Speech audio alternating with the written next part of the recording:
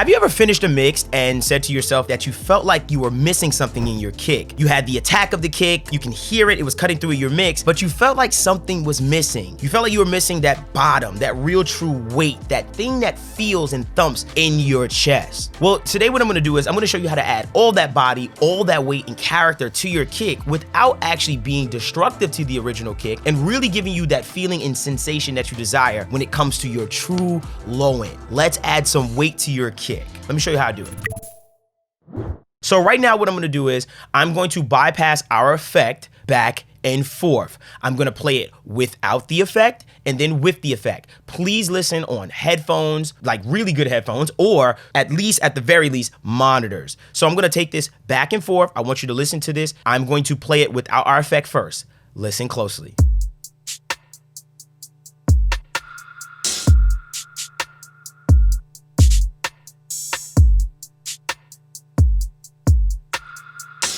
So you can hear the difference between those two kicks, if that makes any sense. It feels like all that body and weight, it just comes out of nowhere. It's like, oh, I didn't even know it could feel that way, and I can really feel that kick in my chest. And now when this thing goes on to other speaker systems, it's going to bump. It's gonna feel really, really heavy and add so much weight and perception of that weight to your entire mix. I'm gonna show you exactly how I do this and how wonderful it is, the fact that I don't do so much destruction to the original kick at all. Check this out.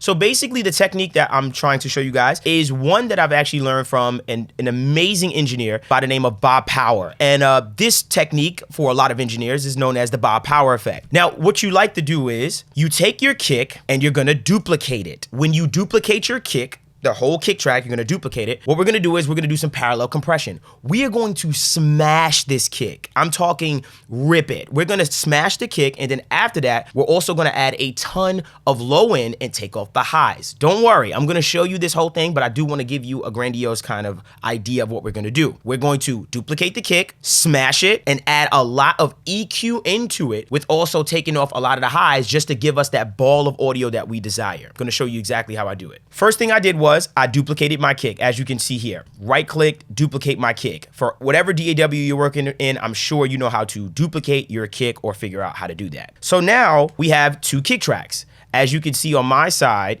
you see these two tracks right here, and these are the kicks.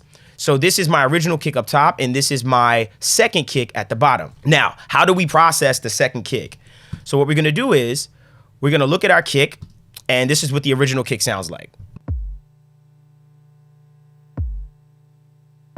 Cool, so that's the original kick. Now what we're gonna do is we're gonna smash this kick. My favorite compressor to do a lot of my parallel compression on is the MV2. I love this. This is more of an upward compressor, but it also has a traditional compressor in it as well with this high level side. So long story short, the low level side is an upward compressor.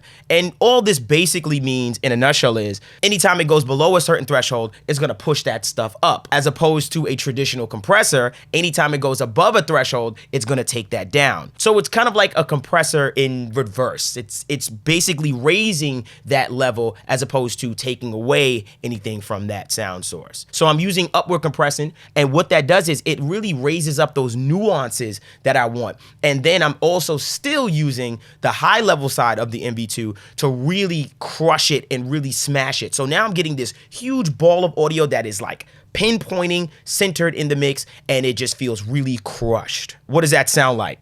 Let's take a listen to this smashed kick.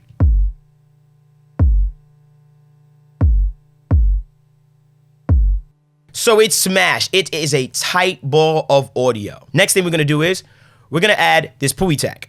And basically all I'm doing with the Pui Tech is I am throwing in so much low end or so much 60 to really give me a bunch of that low end thud out of the actual kick. So after I smashed it and made it a ball, now I'm adding a ton of 60 into the entire kick. On top of adding a bunch of 60 into the entire kick, I'm rolling off pretty much all of the high end on the kick. As you can see, I have this at 3K, and I'm rolling off and attenuating a bunch of the top end, which is leaving me or creating this sound. Check this out.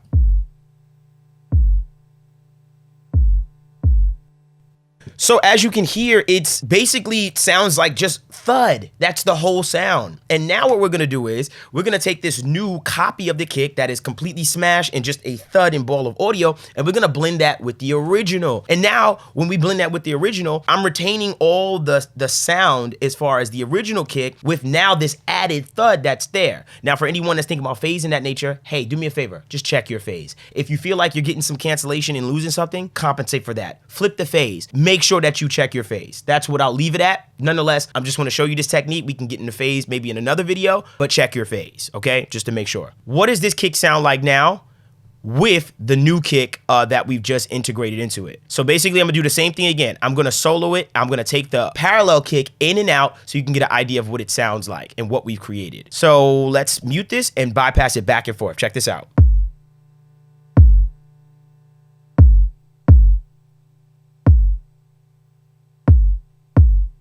So you can hear that difference. It's massive. And all I did was take the fader and basically blend it until I felt like it was right. And I can get pretty heavy with this, but you can just basically use this to taste, find that sweet spot and go with it. Maybe in another video, I'll show you how I'm adding all of this volume into the kick without actually eating up any headroom on my meter as far as when it's coming down the line on my drum bus or just in my stereo bus for the final print and things of that nature. Because of course to yourself, you're saying, dang, that was a lot of volume that we added, but isn't it eating up a bunch of headroom? I'll show you a technique maybe in another video where I'm eating up no headroom while still getting this particular sound out of my kick. So I hope that that was helpful. Please make sure you comment, like, and subscribe, and let me know in the comments what else you would like to see. I'd love to know what else you guys would love to see as far as techniques, tricks, tips. Just let us know how you felt about that and any questions you have about that. It's your boy Devon Terrell. I hope that was helpful.